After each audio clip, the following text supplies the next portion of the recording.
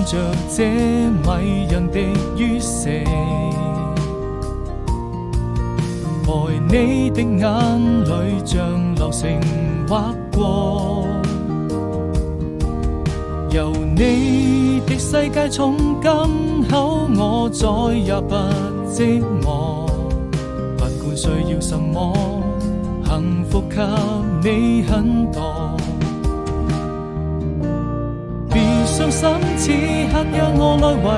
你唱首情歌，相隨孤獨的時候，或許在某個角落，到了再見的時候，才能默默許下承諾，該向誰訴說？